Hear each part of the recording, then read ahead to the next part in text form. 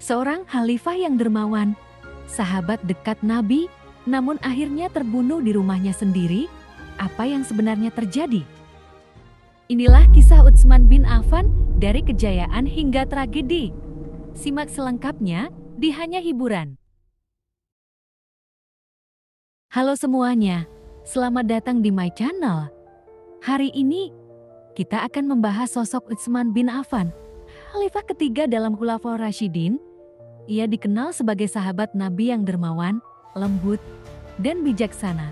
Salah satu jasanya yang paling bersejarah adalah kodifikasi Al-Quran, yang memastikan keasliannya tetap terjaga hingga sekarang. Namun, di balik kepemimpinannya, terjadi banyak gejolak dan fitnah yang berujung pada tragedi besar dalam sejarah Islam. Bagaimana kisah hidupnya? Apa yang menyebabkan konflik di masanya? Simak selengkapnya hanya di channel Hanya Hiburan, tempat kita mengungkap fakta unik dan misteri sejarah. Utsman bin Affan lahir di Makkah pada tahun 576 Masehi dari keluarga terpandang, Bani Umayyah.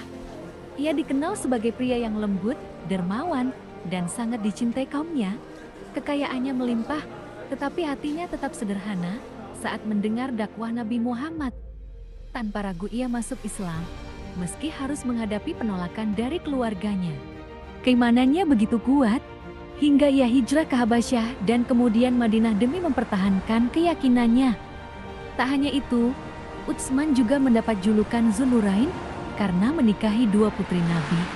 Seorang sahabat yang bukan hanya kaya harta, tapi juga kaya hati.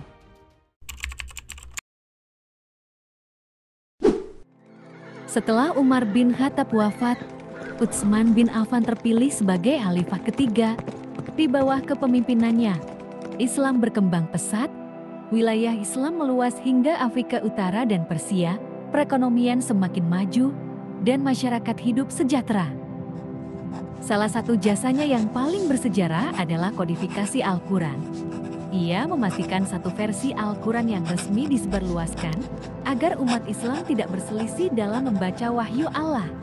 Namun, di balik kejayaannya, muncul fitnah yang mengguncang kepemimpinannya. Apa yang sebenarnya terjadi? Simak selanjutnya. Seiring berjalannya waktu, fitnah mulai menyebar. Tuduhan terhadap Utsman bin Affan muncul. Sebagian berasal dari orang-orang yang tidak puas dengan kebijakannya. Provokasi semakin meluas, hingga akhirnya sekelompok pemberontak mengepung rumahnya. Dalam kondisi terkepung, Utsman tetap bersabar.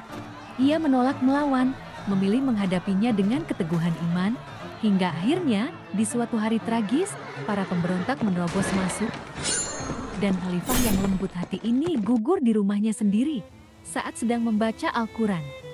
Sebuah akhir yang memilukan bagi seorang sahabat Nabi. Namun, apa yang sebenarnya menjadi pemicu utama peristiwa ini?